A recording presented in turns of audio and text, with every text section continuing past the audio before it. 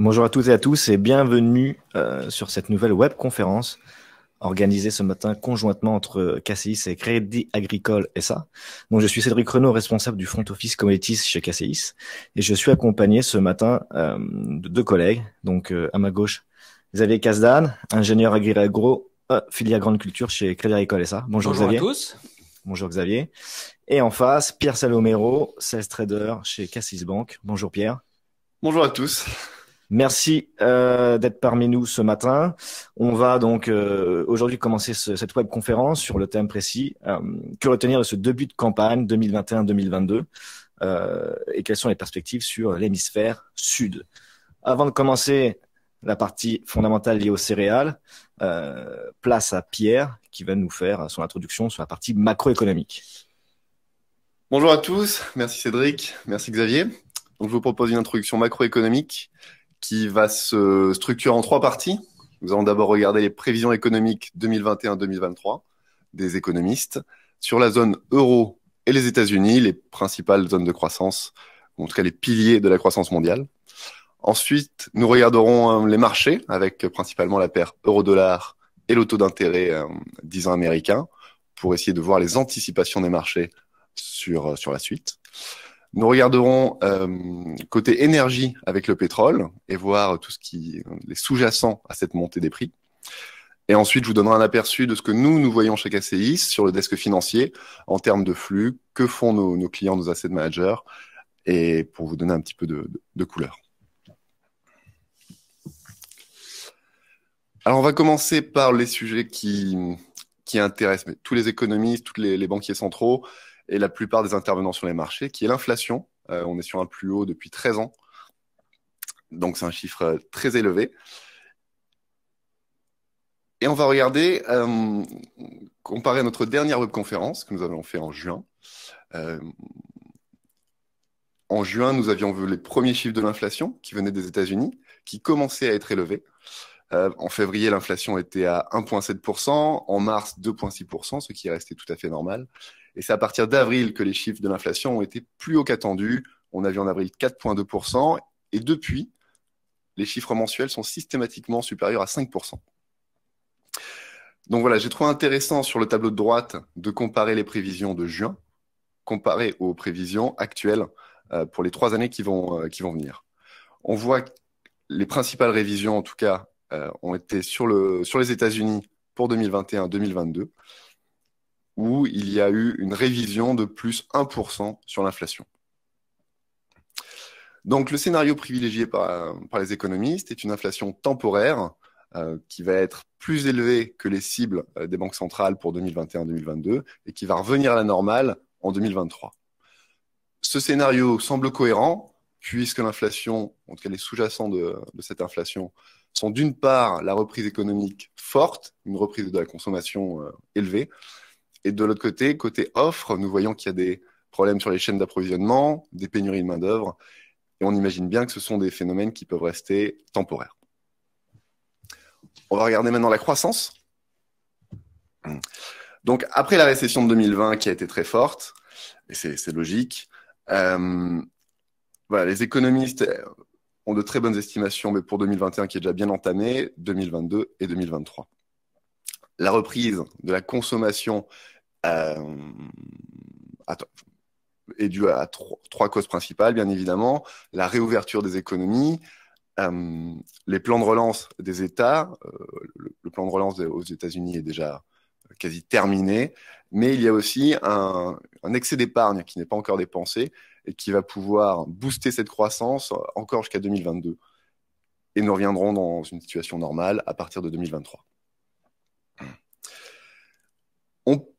On peut dire, puisqu'on entend beaucoup parler du phénomène de stagflation dernièrement, la stagflation, ça reste une situation où la croissance est atone avec une inflation élevée sur le long terme. Donc, c'est clairement une situation qu'on ne va pas connaître, ou en tout cas, qui paraît peu probable pour le moment. Regardons du côté des marchés et essayons de voir les anticipations des acteurs et des opérateurs de marché. J'ai choisi de regarder la paire euro-dollar et le taux 10 ans américain. En début d'année, nous avons constaté une vraie réticence des marchés par rapport au discours global des économistes et des banquiers centraux, qui affirmaient en tout cas que la reprise économique était en bonne voie et que l'inflation n'était pas un risque. Nous avons vu la paire euro-dollar, donc l'euro se renforcer en début d'année, alors que les prévisions de croissance étaient quand même supérieures aux États-Unis. Ça paraissait très contre-intuitif. De même pour le taux 10 ans américain, il était en baisse en ce début d'année, alors que les prévisions de croissance étaient très fortes. La tendance s'est inversée. Bon, pour l'euro-dollar, début de l'été, pour les taux 10 ans américains, fin de l'été, début septembre, lorsque vraiment, je pense que le tournant a été lorsque les banquiers centraux et principalement la Fed ont acté ce risque d'inflation plus fort qu'attendu. Ils ont pris en compte cette inflation surélevée dans leurs prévisions et ont adapté leur discours en fonction de ça. La Fed a quand même maintenu son plan et son planning de hausse des taux et surtout de baisse du plan de soutien monétaire. Et ce qui a conforté les marchés et qui ont, à partir de ce moment-là, agi, on va dire, d'une façon plus classique. Le dollar se renforce contre l'euro depuis ce moment-là. Les taux d'intérêt 10 ans remontent, signe voilà, pour anticiper la remontée des taux, mais aussi une croissance plus forte les prochaines années.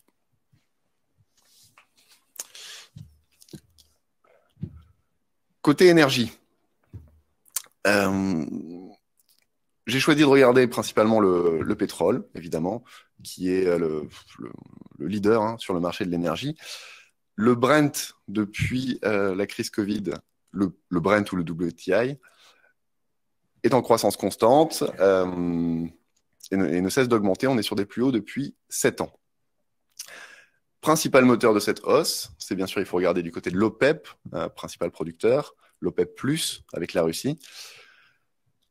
Les discours de l'OPEP sont constamment renouvelés, les réunions se succèdent et ils déclarent vouloir de plus en plus augmenter les productions pour faire descendre la pression sur les prix du baril. Mais on remarque que sur le graphique de droite, la production de l'OPEP n'est pas encore revenue au niveau pré-Covid et les pays membres, en tout cas, voilà, traînent à reprendre une production plus élevée. En plus du pétrole, on pourrait citer quand même les exemples du gaz, du charbon, même de l'uranium, où les prix de ces matières premières sont au plus haut depuis longtemps. Il faudrait aussi envisager que cette montée des prix de l'énergie soit un risque pour l'inflation future, évidemment pour la croissance. Pour ce qui est des marchés, pour le moment, on ne voit pas ce risque et ces inquiétudes se matérialiser. Le marché action, bien qu'il n'est pas en hausse constante, se stabilise et reste solide. Le marché des taux, de même, les taux d'intérêt restent orientés à la hausse et donc des perspectives plutôt positives pour l'économie. Voilà pour ce qui est le tour de la macroéconomie et des marchés. Je pense que je vais conclure sur ce que nous on voit sur le desk financier chez KCIS. Premièrement, il faut savoir que pour tout asset manager, pour tout gérant de fonds, la meilleure protection contre l'inflation, pour un gérant qui a des portefeuilles d'actions ou d'obligations, c'est de s'investir sur les matières premières lorsqu'il y a un risque d'inflation. La plupart de nos clients sont des clients qui ont une régulation européenne. Ils n'ont pas la possibilité, la réglementation leur interdit d'être investis directement sur les matières premières. Donc nous ne voyons pas ce flux spéculatif, ou en tout cas même pour se protéger, qui va sur les matières premières, mais nous voyons quand même un grand intérêt de tous nos clients qui veulent être investis sur le secteur de l'énergie ou des matières premières globalement, en investissant voilà, sur des valeurs minières, pétrolières, etc. Voilà pour mon introduction. Je vous passe la parole. Merci Pierre pour cette analyse limpide et ce dernier point de vue opérationnel. Place maintenant à Xavier sur la partie donc du coup des fondamentaux et l'analyse du marché des grains 2021-2022. Merci Cédric, merci Pierre. Donc effectivement, on peut rapide tour d'horizon sur le marché des grains pour constater dans un premier temps concernant les céréales à paille en particulier une campagne 2021-2022 atypique et en point de départ, regardons déjà l'évolution des prix que vous avez en pointillé rouge sur ce graphique sur l'ensemble des matières premières donc céréalières et pour constater que ces prix depuis le début de la campagne, mais qui avait déjà démarré sur la campagne 2020-2021 au moment de la crise sanitaire en tant que valeur refuge, eh bien les prix n'ont cessé d'augmenter. On va faire un focus sur le blé en particulier pour constater au 25 octobre, donc prix tendre du blé tendre rendu Rouen à 276 €, donc des niveaux qui dépassent en moyenne les derniers prix qui étaient particulièrement élevés, c'est-à-dire la campagne 2012-2013. Et tout ça tire bien entendu les autres matières premières, toutes les matières premières agricoles en particulier, et on y reviendra par la suite. Et autre point important à constater, mais qu'on avait déjà constaté sur la campagne 2020-2021, ce sont les échéances à moyen terme sur Euronext, en regardant donc ces fameuses cotations. Et que si je prends l'exemple des cotations donc du blé tendre échéance septembre 2022 voire décembre 2022, on est au-delà de 240 € la tonne. Tout ça pour dire que normalement, et le marché pense que ces prix, ce cycle haussier entamé dès la campagne 2020-2021, devrait perdurer pour effectivement cette fin de campagne, voire la future récolte. Et tout ça pour nous indiquer également que, au regard donc de ces niveaux de prix, eh bien les opérateurs, mais d'ailleurs les producteurs, les agriculteurs, ont déjà pris quelques positions pour fixer justement les prix au regard, encore une fois, de ces niveaux, couvrant probablement une bonne partie des coûts de production, même si ces coûts de production sont effectivement actuellement en train d'augmenter au regard de l'évolution des prix des intrants et en particulier du prix de l'engrais en particulier. Donc, qu'est-ce qui explique en fait cette raison? Alors, on va rentrer un peu plus dans le détail concernant les fondamentaux, mais avant, simplement pour montrer qu'il y a un phénomène aussi un petit peu atypique qu'on n'avait pas vu depuis un certain nombre d'années, c'est quand même la position nette acheteuse des fonds financiers sur les marchés, Euronext sur la gauche, mais aussi Chicago. Sur Euronext, concernant les lots en blé, en fait, on est sur des niveaux records en termes de position nette acheteuse qu'on n'avait pas vu et à comparer par rapport aux précédentes campagnes. Sur Chicago, et là il s'agit de maïs, de corn, eh bien même constat, on est sur des niveaux qu'on avait rarement vus par rapport aux années précédentes. Donc tout ça vient amplifier bien entendu les phénomènes de hausse comme de baisse au moment où de temps en temps ces fonds sont amenés à prendre leurs bénéfices, mais ça vient bien indiquer deux éléments. Donc ça vient bien amplifier les phénomènes de prix, mais ça montre et ça justifie, ça prouve que le marché des matières premières, des commodities agricoles intéresse de près tous ces fonds financiers et déjà depuis la campagne 2020-2021. Alors retour aux fondamentaux concernant le blé. Avec plusieurs éléments, on s'aperçoit effectivement que sur cette campagne 2021-2022, à la différence de 2020-2021, eh bien, on s'attend à un déficit de production, c'est-à-dire une production qui, cela dit, a priori serait et atteindra un niveau record, mais la consommation, les utilisations de blé sont telles que, eh bien, il n'y aura pas suffisamment de blé à l'échelle mondiale pour couvrir l'ensemble de ces besoins. Et donc, la première conséquence, et qui est une grande explication, encore une fois, des niveaux de prix que nous connaissons actuellement, c'est que les stocks fin de campagne des principaux pays producteurs sont plutôt effectivement revus à la baisse et au point de se retrouver au plus bas depuis 2012-2013, qui était la dernière année, encore une fois, dont les prix étaient particulièrement élevés. Donc les analystes semble dire que cette année, sur cette campagne 2021-2022, eh bien, c'est le blé qui est le driver de l'ensemble des commodities agricoles à l'échelle mondiale, à la différence de l'année dernière où ce driver était plutôt liées au maïs. Donc petite nouveauté sur cette campagne. Donc rapide retour en arrière sur les niveaux de récolte en fait sur notamment la partie hémisphère nord qui a donc est en train de terminer ses récoltes notamment en Russie avec les derniers blés de printemps. Et puis on fera un rapide tour sur l'hémisphère sud. Concernant l'hémisphère nord, deux éléments importants. L'Amérique du Nord avec un coup de chaleur de ce fin de printemps dernier et une sécheresse vraiment particulièrement importante qui a vraiment fait dévisser les niveaux de production au niveau Canada mais également au niveau des États-Unis. Concernant le blé tendre, eh bien les niveaux de production sont vraiment très revus à la baisse. C'est important. Ce sont deux pays exportateurs bien entendu, donc leur disponible exportable sera probablement impacté. Et puis l'autre élément, c'est la Russie, qui, rappelez-vous, au mois de juin, on s'attendait à ce que le niveau de production tourne autour de 82 millions de tonnes, donc un très bon résultat, mais avec deux éléments, une révision à la baisse des surfaces finalement, mais aussi donc une sécheresse particulièrement importante sur la zone, a impacté le potentiel de rendement et au regard des dernières réelles estimations, on tournerait plutôt autour de 75 millions de tonnes, donc une production plutôt effectivement décevante entre guillemets en lien avec cette sécheresse.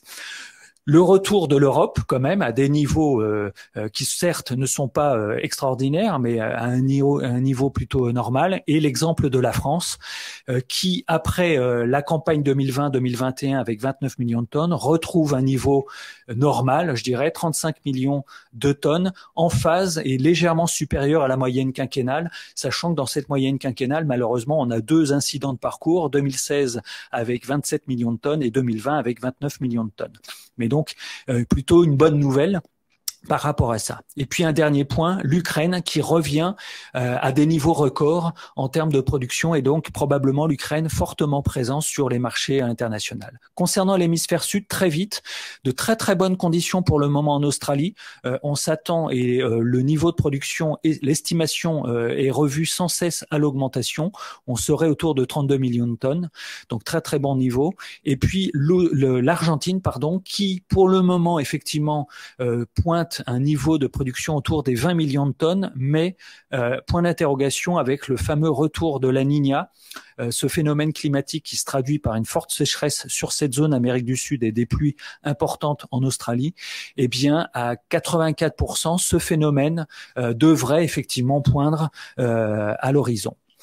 Très vite sur la qualité de la production française. Alors, on l'a bien vu, les pluies estivales qui ont fortement perturbé les chantiers et a perturbé aussi, bien entendu, les niveaux de qualité sur un principal indicateur qui est le poids spécifique, au point de dire qu'il y a pratiquement 30 à 35% de la production française serait de qualité meunière, ce qui veut dire que donc il y a beaucoup de blé dit fourragé pour répondre aux besoins de l'alimentation animale. Et ce phénomène, en fait, n'est pas unique en France. Il est également vrai sur d'autres zones européennes, comme la Roumanie, comme la Bulgarie, et puis les nouveaux États baltes qu'on regarde toujours de très près parce que sont devenus de véritables concurrents. Eh bien, sur cette zone-là, un tiers des récoltes seraient aussi plutôt des blés fourragés.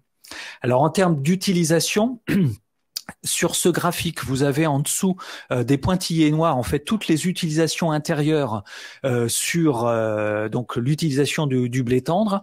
Grâce au gros travail réalisé par les organismes stockeurs à travers les coopératives et les négoces, et avec cette problématique d'hétérogénéité en termes de qualité, notamment en termes de poids spécifiques, le travail des grains a été réalisé et ont pu reconstituer des lots en phase et pour répondre en fait à l'ensemble des besoins, y compris d'ailleurs donc bien entendu pour les besoins intérieurs sur lesquels on a peu finalement d'inquiétude.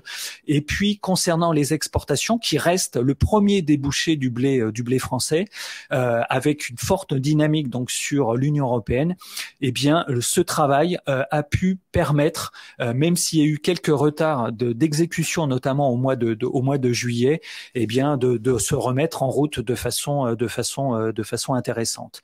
Bien entendu, comme il y a pléthore d'offres de blé fourragé, les fabricants d'alimentation animale sont amenés effectivement à utiliser davantage de blé cette année que par rapport aux années précédentes, mais le différentiel de prix avec le maïs, pour le moment, est quand même toujours plutôt favorable à l'utilisation du maïs. Enfin, en termes de campagne d'exportation vers les pays tiers, qui reste encore une fois notre premier débouché, eh bien, avec donc un mois de juillet plutôt timide, on revient sur un certain dynamisme, et en particulier pour répondre aux forts besoins de la Chine, qui pour la deuxième année consécutive est aux achats concernant les céréales à paille, et en particulier donc le blé fourragé et les orges. Aujourd'hui, avec le line-up d'octobre, on devrait cumuler un petit million de tonnes, alors que en termes d'orge fourragère, on devrait être autour de 1,5 million de tonnes, donc un bon courant d'affaires en lien avec donc ce grand pays qui est la Chine. On est favorisé effectivement aussi par une parité qui est plutôt favorable, et puis un taux de fret qui lui ne cesse d'augmenter et qui devrait privilégier effectivement les origines courtes, proches, et ça nous intéresse bien entendu par rapport à la zone du Maghreb et de l'Afrique subsaharienne, sur lequel pour le moment, on est présent, sachant qu'il y a une forte concurrence, toujours bien entendu des pays de la mer Noire et en particulier de l'Ukraine, mais aussi de d'autres pays de l'Union européenne comme l'Allemagne et la Pologne, qui ont une qualité un petit peu meilleure, bien meilleure que nous sur cette année. Et puis la grande question en matière de disponibles exportables sur cette campagne, c'est quand même la Russie qui connaît bien entendu toujours des taxes à l'exportation, et on parle depuis peu d'éventuelle mise en place de quotas à l'export à partir de février 2022 qui devrait effectivement perturber quand même cet environnement en matière d'exportation. Alors très vite, Cédric, que peux-tu nous dire sur l'analyse technique sur le blé tendre? Merci Xavier pour cette explication très claire. Alors avant de commencer l'analyse technique, la partie technique, très rapidement un petit point sur l'indice FAO qui montre très clairement les tensions qu'on voit et qu'on a connues sur les matières premières agricoles.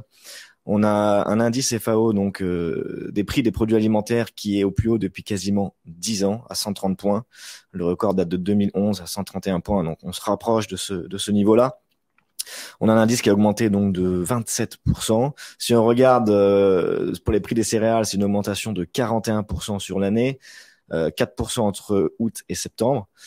Sur les céréales, seul le maïs a que très peu progressé, j'ai envie de dire, entre août et septembre, de 0,3%. Annuellement, on constate une hausse tout de même de 38%. Et puis, les huiles végétales, on a un contexte explosif avec une hausse de 60%. Donc, on voit bien qu'on a une surchauffe sur les autres matières premières qui est venue un petit peu alimenter cette hausse. On a des bilans très tendus, voire déficitaires. Et à côté de ça, on a également le fret maritime qui a progressé, qui revient sur les niveaux les plus élevés depuis 2009. À titre d'exemple, si on regarde le fret Rouen-Algérie, il a été multiplié par 4. Et si on regarde, pareil, le fret en direction de l'Afrique de l'Ouest, on est quasiment sur une multiplication par 3. À cela, si on ajoute l'arrivée de liquidités pour de la couverture face à l'inflation, comme l'a expliqué Pierre, on a vraiment ce cocktail qui vient alimenter les prix des matières premières d'une manière générale. Sur la partie technique, alors, peut-être que sur votre écran, c'est pas très clair ici, vous pouvez télécharger la présentation en PDF. En tout cas, cette slide montre la saisonnalité des prix sur l'échéance mars sur le contrat matif. On peut voir quoi? On peut voir qu'à date, le contrat matif est à un niveau le plus élevé. On n'a jamais été aussi haut à date. On peut obtenir que 2 années, en fait, où les prix étaient très élevés. C'est 2008 et 2013. Et à chaque fois, on a eu une baisse assez rapide d'ici la fin de l'année. Alors, on pose souvent la question, que vont faire les marchés, Cédric, sur le court terme? Il faut rester face à l'analyse technique. Les prix sont très élevés. On voit énormément de fixations, que ce soit de la part des agriculteurs ou même de l'industrie agroalimentaire globalement. Vu ces prix, effectivement, on peut avoir un risque, et j'y reviendrai juste après, que les prix remontent en direction de 300 €. Mais on pourrait avoir surtout une détente des cours d'ici le début de l'année prochaine. Sur le blé matif d'échéance mars 2022, il y a quelques chiffres à retenir. Depuis notre dernière intervention, le contrat a augmenté de 70 €. Donc depuis fin juin, c'est une hausse de 34%. Lorsqu'on avait fait une conférence au mois de février ensemble, l'opinion de Cassis était assez haussière sur les contrats. Ça avait été repris sur quelques médias. On était à 220 € et on voyait un prix maximum à 240, 250. Alors qu'est-ce qu'on voit aujourd'hui? On voit qu'on avait totalement faux au final. Le marché est monté quasiment à 300 €. C'est pour ça qu'il faut prendre énormément de recul sur la partie technique. Il y a des fondamentaux à côté et en plus, il y a des mouvements qui sont exacerbés par d'autres forces en présence, j'ai envie de vous dire. On le voit donc ici sur toutes les matières premières qui explosent, plus l'inflation et la reprise post-pandémie. Donc 70 € de hausse. On a effectivement des bilans qui sont, on va dire, très peu équilibrés. La consommation augmente plus vite que la production. On a une consommation qui est aujourd'hui excessive, qui augmente de 14%, alors que la production n'augmente que de 12%. Donc ça vient un petit peu déséquilibrer les bilans. À côté de ça, on a une forte demande internationale. On le voit avec l'Égypte, on le voit avec le Bangladesh, on le voit avec le Pakistan, on le voit avec la Chine, mais même si ça a tendance, en tout cas on pose des questions sur un potentiel ralentissement. Et puis on voit l'Iran qui, avec une sécheresse sévère, s'apprête à importer quasiment 8 millions de tonnes cette année. Et donc tout ça va venir un petit peu encore tirer dans les bilans. Pour cette raison-là, le marché aujourd'hui est certes peut-être très bien pricé, mais on peut avoir une surchauffe encore jusqu'à la fin de l'année. Le contrat pourrait se rediriger vers la zone, enfin plutôt se diriger, pardon, vers la zone des 290 €. Et après, vous savez, quand on arrive proche des pivots, la technique peut faire le reste. On peut très bien envisager un contrat sur la zone clé de 300 €. Pourquoi cette poursuite de la hausse? Parce que Xavier en a parlé un petit peu, on a des incertitudes politiques et climatiques. Politique, c'est sur la mise en place de quotas par la Russie. On pourrait avoir des mises en place de quotas de 31, 32 millions de tonnes, alors que l'USDA s'attend aujourd'hui à des exportations autour de 36 millions de tonnes. Donc ça va rendre les disponibles exportables encore plus faibles, entre guillemets, face à une demande très forte. Et puis des risques climatiques, Xavier également en a parlé, avec un phénomène La Niña, où d'après les experts en météo, on pourrait avoir entre 80 et 85% de risque que ce phénomène se produise. Et donc, extrême sécheresse sur l'Argentine, où on commence à avoir un stress hydrique sur le nord du pays. Et donc, ça pourrait venir dégrader les bilans. Et en plus de ça, on pourrait avoir donc du coup des pluies sur l'Australie qui pourraient venir dégrader et la qualité et les rendements. Donc, dans une année où finalement on a eu un hémisphère nord, des productions sur l'hémisphère nord qui ont été totalement dégradées, au moindre risque climatique sur le sud, vous pouvez bien comprendre qu'à ce moment-là, les marchés risquent d'exploser encore à la hausse. Seule une invalidation autour des 265 pourrait à ce moment-là faire rebaisser un petit peu le marché et invalider cette tendance haussière. Alors pour la suite, je vous ai mis un petit point sur la position des fonds américains, qu'on appelle donc les managed money. C'est la position qui est actualisée à vendredi, donc vendredi 22 octobre, sur les déclarations du mardi 19 octobre. Qu'est-ce qu'on voit? On voit que les fonds reviennent à une position short. Globalement, on a une dynamique qui reste baissière, mais on a un potentiel de short covering. Alors pourquoi? À cette période de l'année, c'est totalement normal que les fonds soient plutôt short. En règle générale, on a une pression récolte qui s'applique en fait sur les cours. Et si on regarde la moyenne, on est plutôt autour des moins 30, moins 40 000 lots. Donc, c'est-à-dire que les fonds ont encore plutôt une possibilité de rajouter un peu de vente, un peu de vente de contrats sur les cours. Mais cette position reste pour moi totalement équilibrée. Pourquoi? En 2 mots, on peut très bien racheter 20 000 contrats en une journée ou en 2 jours. Ce qui veut dire qu'au moins un problème climatique, s'il y a un catalyseur haussier, les fonds pourront reprendre la main et à ce moment-là, le marché pourrait se rediriger et rebondir un petit peu. Voilà, donc, on a une position qui est plutôt bien équilibrée sur le 8 américain. Si on poursuit sur le 8 US, donc à l'échéance mars 2022, on a une hausse de 70 cents également. C'est une hausse très importante, 10% de progression. Mais vous allez le voir après, c'est que le 8 est monté beaucoup moins vite que le matif. Donc on a un spread blé-8 qui est très élevé. Alors en 2 mots, qu'est-ce qu'il y a eu? On a eu sur l'hémisphère nord et sur la partie continent américain des dégradations de production, notamment sur les prairies canadiennes et sur le nord des États-Unis. Donc les blés de printemps ont souffert. On a eu une très bonne récolte SRW et HRW, puisqu'on a quasiment 6 millions de tonnes dans le bilan. Par contre, ça a été totalement dégradé par la baisse en fait de la production sur les blés de printemps et sur les white wheat. Au final, du coup, on a un stock qui baisse drastiquement aux États-Unis. malgré malgré une récolte qui s'est un peu améliorée sur les blés HRW et SRW. Au final, on a une demande intérieure qui est aussi également importante. Et au final, les craintes climatiques également sur le nord des États-Unis, actuellement, peuvent tenir le contrat. Surtout, on a vu récemment le spring wheat qui rebondit encore. Si le spring rebondit, il pourrait tirer vers le haut les blés SRW et HRW et on pourrait avoir un retour sur la zone des $8. Il faudrait une validation, un retour sur la zone des 7,30 pour peut-être inverser un peu la tendance et que le marché souffle un peu. Très rapidement, vous avez en face de vous le spread blé mars 22, wheat mars 22. Donc on voit un spread, et c'est là où je vous disais tout à l'heure, sur l'été, notamment le mois de septembre. Au final, on a un wheat américain qui a plutôt consolidé et les contrats matifs qui ont pris le lead. Et le matif est venu et a décollé, ce qui fait que ça, on voit sur le graphique la bulle en fait, avec la main et le taureau, qui montre que le contrat était haussier. On voit qu'on a une phase de consolidation autour des 20 à 22 $ de spread. Et puis finalement, le spread s'est totalement écarté pour revenir au-dessus des 38 $. Alors le spread est élevé, mais sur le rapproché, le deck, on a un spread qui est monté quasiment à 50 $, avec en perspective et en parallèle une moyenne mobile à 50 jours autour des 22 $ sur ce spread. Alors voilà, il est plutôt intéressant peut-être de marquer, enfin d'entrer en position peut-être pour le vendre. Maintenant, vous avez un risque que le marché remonte un petit peu, mais globalement, on pourrait avoir quand même ou un ajustement un petit peu du matif, ou à ce moment-là un wheat qui remonte un petit peu, et donc le spread pourrait en tout cas se contracter un petit peu et rebaisser un peu. On va poursuivre avec les oléagineux, Xavier. Merci Cédric. Donc effectivement, bilan des oléagineux à l'échelle mondiale pour constater donc plusieurs éléments. Soja, tournesol, palme, on est plutôt donc sur cette campagne 2021-2022 sur une augmentation assez significative de la production, même si bien entendu tout n'est pas fait, il s'agit d'estimation.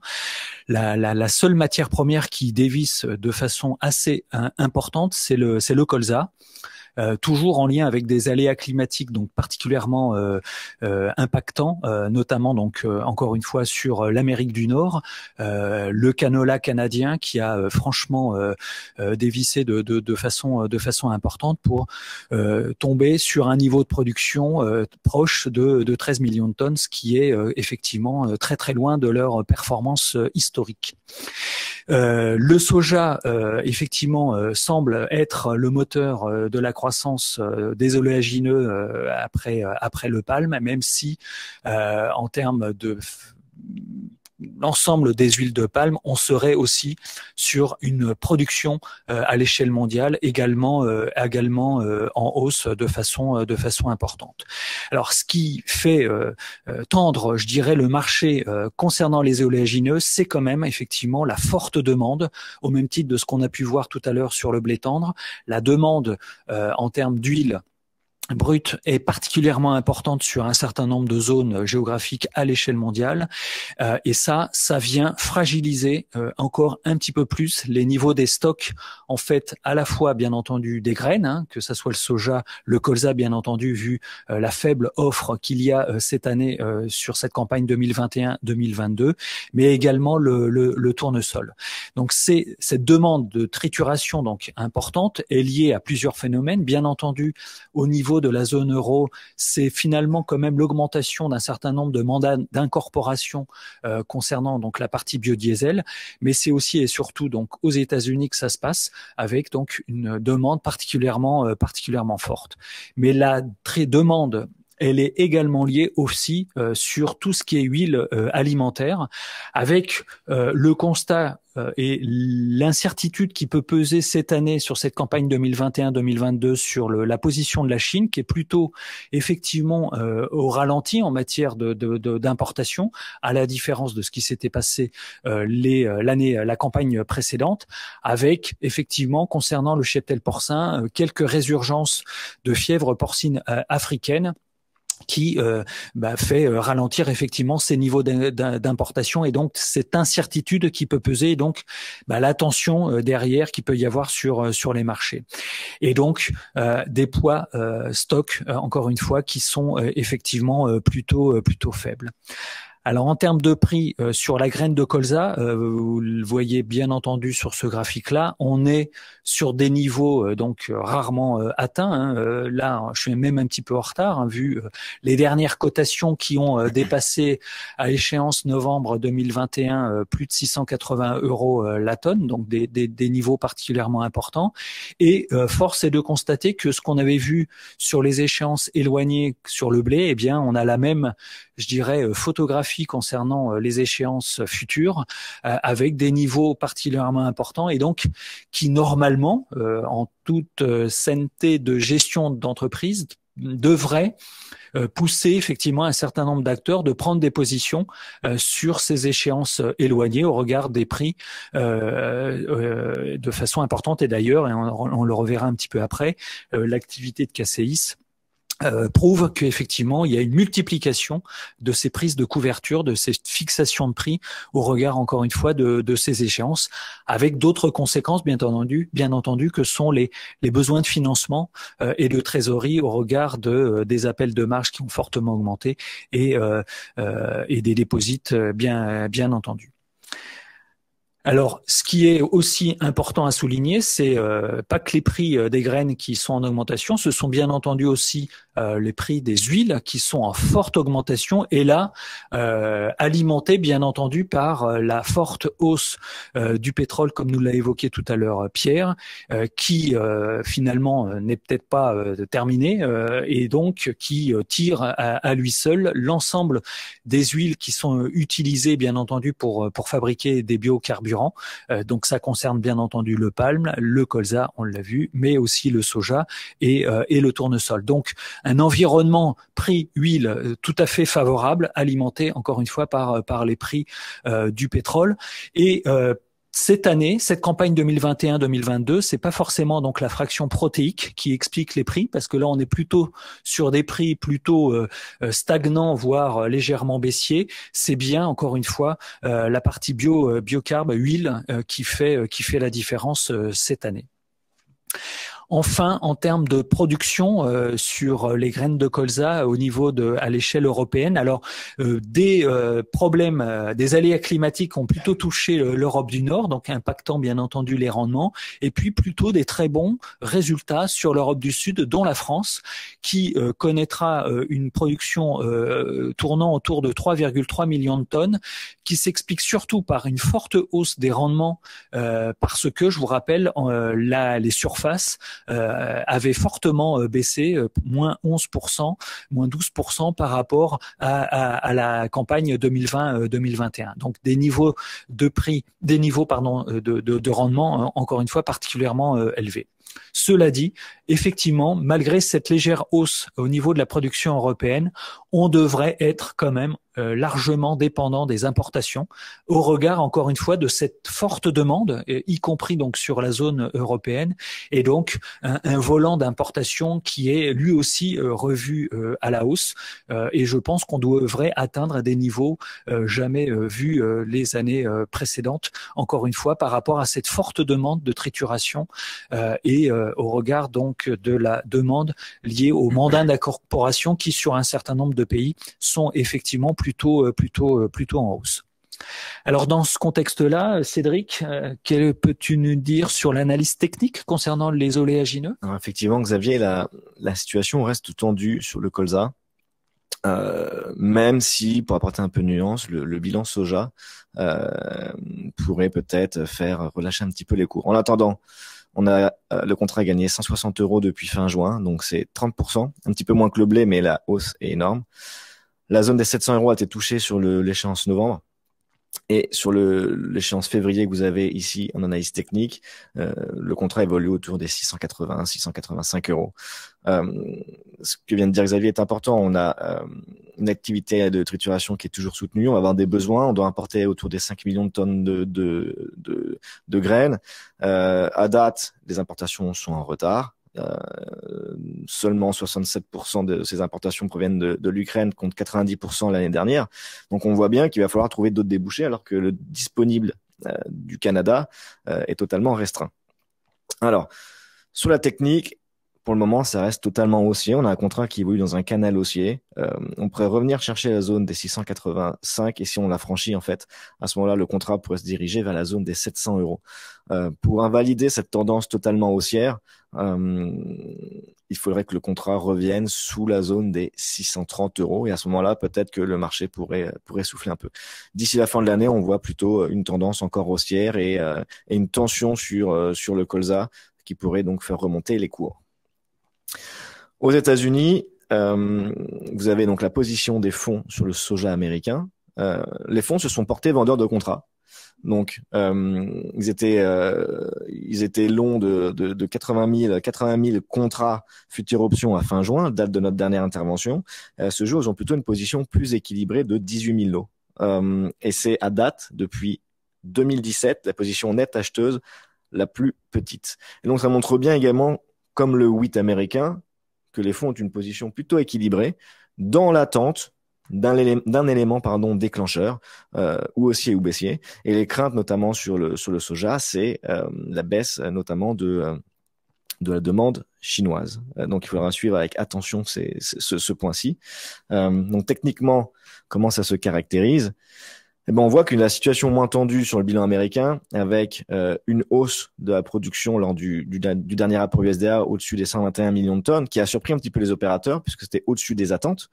Du coup, ça a donné un petit peu d'air au contrat qui a pu souffler un peu. Et le soja, du coup, a baissé de 22 cents depuis notre dernière intervention, soit un repli de un peu moins de 2%. Les coûts ont évolué finalement pendant l'été sur un rectangle de consolidation assez large, entre 12,55 $ et 13,55 $. Alors aujourd'hui, qu'est-ce qu'on a comme élément plutôt baissier? On a la pression récolte aux États-Unis avec à peu près 50% des sojas coupés dans des conditions plutôt bonnes. Et on a les perspectives sur le Brésil qui restent pour le moment excellentes. Alors c'est un peu tôt, mais en tout cas pour le moment sur le Brésil, on serait pour la campagne prochaine au-dessus des 145, enfin autour des 145 millions de tonnes contre 137 sur la 2020-2021. Sur le plan technique, on voit plutôt un contrat qui évolue au sein d'un canal baissier. On a un gros support identifié autour des 12,12 $. En cas de rupture, on pourrait voir plutôt un retour vers le pivot des 12 $, voire en dessous. Donc on voit que le soja quand même depuis l'été évolue dans un canal plutôt descendant. Et puis c'est vrai que l'avancée des récoltes aux États-Unis pourrait faire appuyer un peu plus les cours à la baisse. Voilà pour les oléagineux. On passe sur les maïs. Alors on va terminer sur les perspectives en maïs, donc on va surtout parler donc de prévisions, d'estimation, car les récoltes ont démarré dans l'hémisphère nord, avec finalement effectivement de très bonnes perspectives du coup en maïs, effectivement dans la partie hémisphère nord en particulier, sur la zone euro en particulier en lien avec justement les pluies estivales qui ont été plutôt bénéfiques bien entendu pour un certain nombre de cultures dont le maïs. Le potentiel de production en France par exemple est estimé autour de 14,2 millions de tonnes, donc plutôt un bon niveau, et avec probablement des très très bons rendements, même si les chantiers de récolte ont pris quelques retards, mais en termes de volume, ce volume devrait être au rendez-vous. À noter également que sur la partie Amérique du Nord, en particulier, les prévisions de récolte et de résultats sont aussi plutôt bons, avec donc une production au niveau des États-Unis estimée autour de 380 millions de tonnes, donc plus 20 par rapport à la précédente campagne, même si encore une fois les récoltes ne sont pas tout à fait terminées. Et puis l'Ukraine, au même titre de ce qu'on a pu voir tout à l'heure sur le blé, sur l'orge, sur le colza, et bien également en maïs. On s'attend à ce que l'Ukraine connaisse également une très très bonne année, une très très bonne récolte, avec pratiquement un petit 40 millions de tonnes, ce qui est a priori leur niveau record. Et puis enfin, et ça vient alimenter encore un peu plus les incertitudes sur le positionnement de la Chine qui est aussi, comme vous pouvez le voir sur ce graphique, un gros pays producteur de blé mais aussi de maïs, donc connaît a priori une très bonne récolte, au point que les fabricants d'alimentation animale qui, rappelez-vous, en 2020-2021 étaient surtout tentés d'acheter et d'importer cette matière première. Cette année, cette nouvelle campagne, en termes de maïs, c'est plutôt tenter d'utiliser du maïs local, entre guillemets, bénéficiant peut-être de prix un peu plus intéressants que ce qu'il y a sur le marché à l'import. Et puis enfin, donc sur la partie Amérique hémisphère sud, donc notamment Argentine et Brésil, eh bien des perspectives qui pour le moment, sont plutôt très favorables, avec toujours l'expectative, encore une fois, de la Niña et de ses effets en termes de production. Donc, de bonnes perspectives sur le maïs, au point que après 4 années déficitaires à l'échelle mondiale, donc pas suffisamment d'offres pour répondre à la demande mondiale, et bien sur cette campagne 2021-2022, on s'attend à ce que ce bilan soit plutôt excédentaire, au point que ça permettrait à un certain nombre de pays, notamment exportateurs, de retrouver des stocks plutôt à la hausse. Et d'ailleurs, c'est la raison pour laquelle le dernier rapport USDA sur le maïs était effectivement plutôt baissier, en intégrant effectivement ce phénomène. Alors la grande question, encore une fois, c'est la Chine, qui, rappelez-vous, sur l'exercice, la campagne 2020-2021 a pratiquement importé un petit 30 millions de tonnes de maïs. Pour le moment, les prévisions telles qu'elles sont approchées par les différents organismes, avoisinent entre 19, 25, 20 millions de tonnes, moindre quantité a priori d'importer, et donc ça vient effectivement améliorer, entre guillemets, ce poids positif, cet excédent concernant le maïs. Donc tout ça pour dire, et ce qui avait été dit dès le début, c'est que cette année, c'est pas forcément le maïs qui fait le driver en fait de prix de l'ensemble des matières premières, c'est bien plutôt le blé et le pétrole, mais sachant que indirectement, bien entendu, le pétrole concerne le maïs, et on le voit bien sur ce qui se passe aux États-Unis avec la forte demande en matière de fabrication d'éthanol, et d'éthanol, bien entendu, à partir de maïs. Donc, un environnement quand même assez incertain sur le maïs, même si pour le moment, au regard du rapport USDA, plutôt un cycle baissier, au moins sur le court terme. L'analyse technique, Cédric ? Sur le technique, Xavier, on va regarder du coup le contrat maïs Matif sur l'échéance mars 2022. On a un contrat qui se rapproche très clairement de 2007 et du point haut. On l'avait touché à ce moment-là, c'était 268 €. Globalement, ça peut être un objectif sur le technique. Alors, Xavier vient de le dire, on a des belles perspectives sur l'hémisphère nord. On a une demande de la Chine, alors forte, avec entre guillemets, puisque effectivement Xavier vient d'en parler, la demande chinoise pose quelques interrogations. On pourrait être autour des 20 millions de tonnes. L'USDA est à 26. C'est-à-dire que le bilan pourrait récupérer à peu près 5 à 6 millions de tonnes. Toutefois, sur le court terme, on a quoi? On a des retards récoltes, que ce soit en France ou en Ukraine.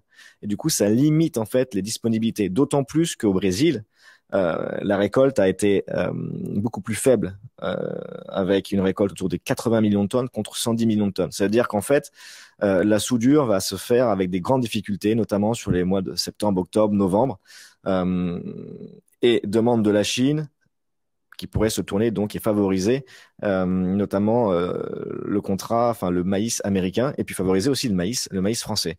En plus de ça, on a du maïs français qui est très compétitif. On calcule très bien sur le nord communautaire.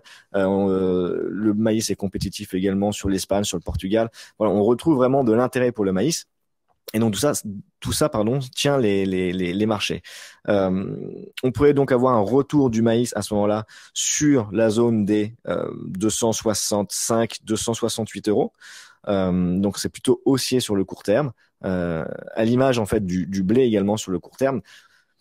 C'est difficile de voir en fait une baisse des cours d'ici la fin de l'année, tant que ce soit les fondamentaux ou même les autres matières premières, on a un contexte économique très tendu. Donc hausse attendue sur le court terme, en direction peut-être des derniers plus hauts, 265, 268, avant peut-être une pause qui sera marquée sur le premier trimestre 2022. Une invalidation de la tendance si le marché revient rapidement se négocier sous la zone des 235 €. Alors, comment ça se passe sur la partie des fonds américains? Au final, la position des fonds a très peu évolué depuis notre dernière intervention. Il reste long, de 200 000 contrats futurs options. C'est la position la plus faible depuis 2017. La position reste élevée, certes, mais depuis notre dernière intervention, il y a eu un pic à 280 000 contrats avant finalement d'avoir une phase de revente. Et la moyenne, en fait, sur les dernières années, on est plutôt autour, la moyenne depuis 2008, pardon, on est plutôt autour de 70 000 contrats longs. C'est-à-dire qu'en fait, on a une position des fonds qui est peut-être les fonds sont peut-être surachetés sur le maïs, en tout cas sur le corn, et ça se traduit également dans les cours. Puisque sur l'analyse technique, qu'est-ce qu'on voit? On voit que depuis notre dernière intervention, le contrat corn mars 2022, eh ben, il a finalement très peu évolué. On est autour des $5,45. Donc, qu'est-ce qu'on peut attendre pour la suite? On voit que là, récemment, on a eu un retour d'une hausse des cours. Pourquoi? Parce que on a eu des ventes exceptionnelles sur les export sales de maïs américains.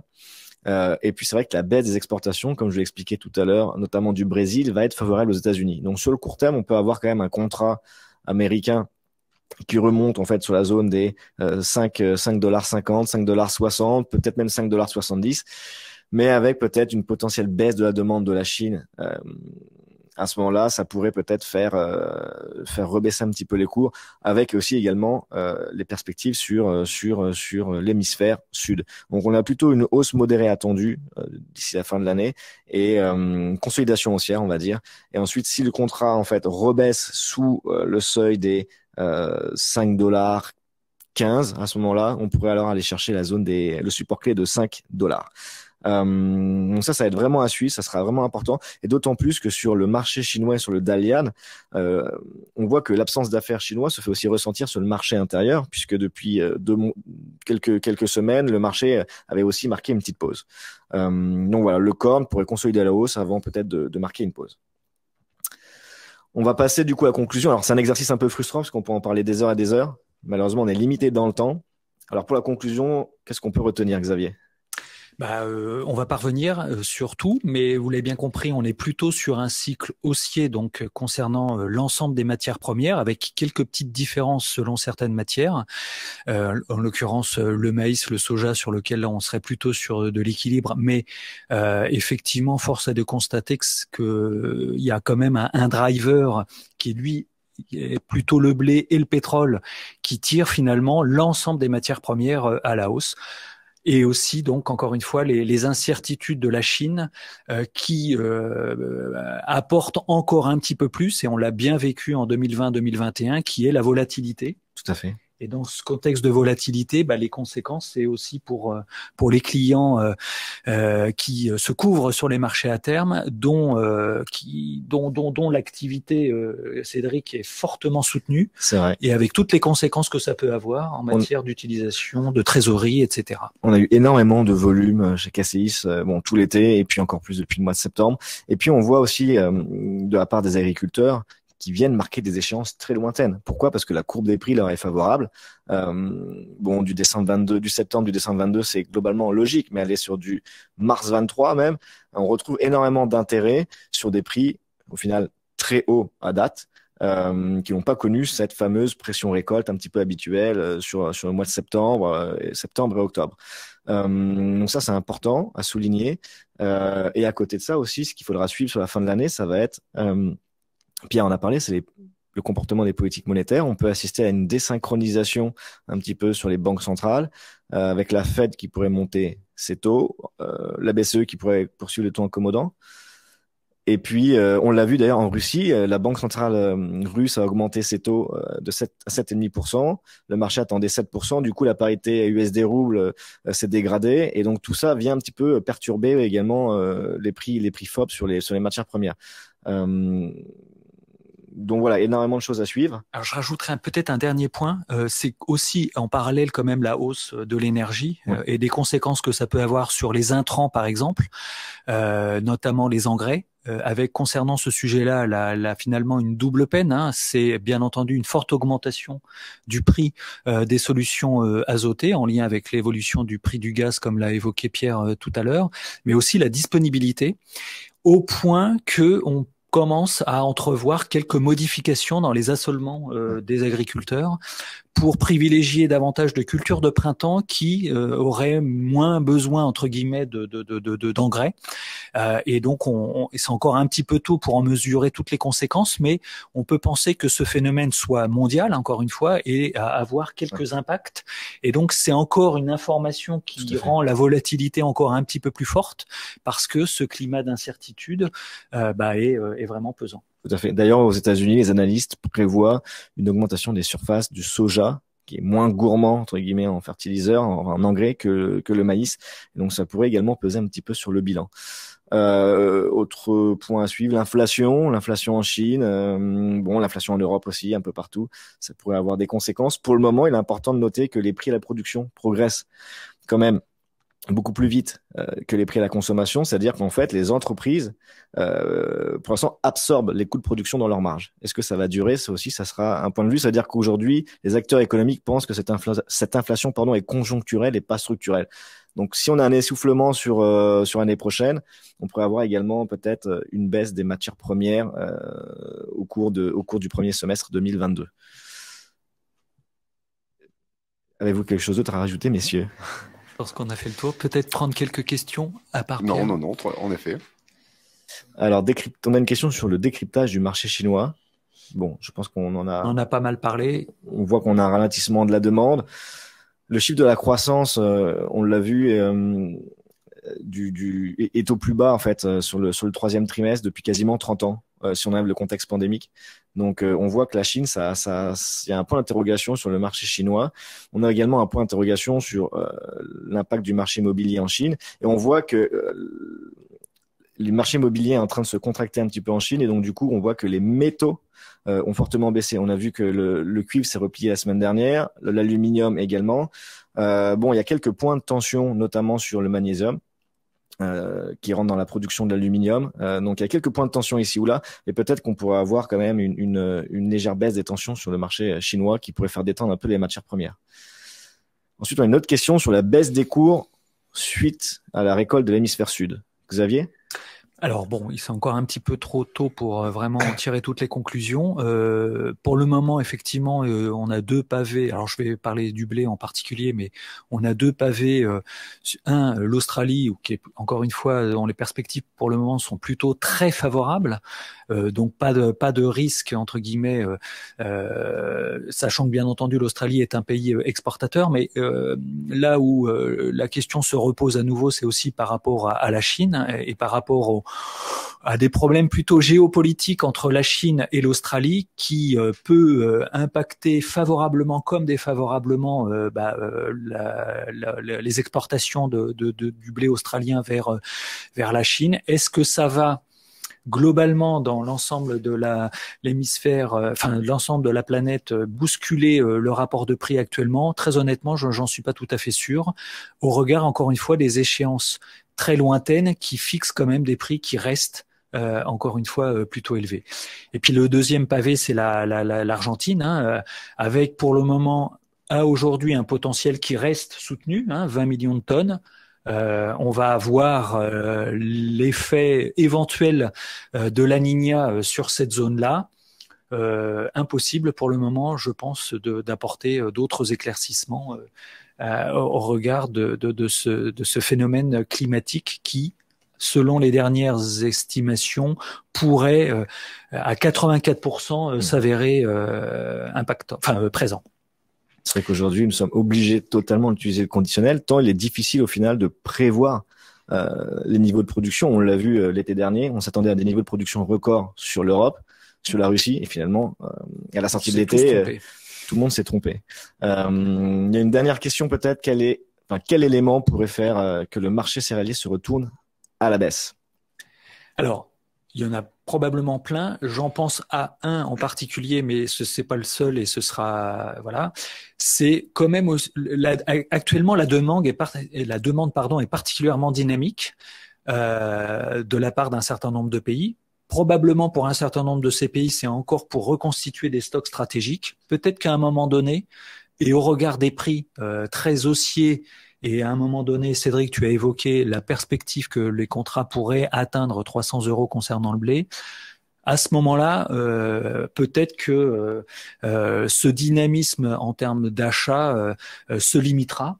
Et pourrait avoir quelques conséquences à moyen terme sur effectivement ces niveaux de prix. Mais ce n'est qu'un élément, il y en a probablement plein d'autres. C'est vrai qu'on l'a vu récemment avec l'annulation du GASC du dernier appel d'offres, où peut-être les prix, la surchauffe sur les prix pourrait commencer à poser des problèmes aux pays importateurs, effectivement.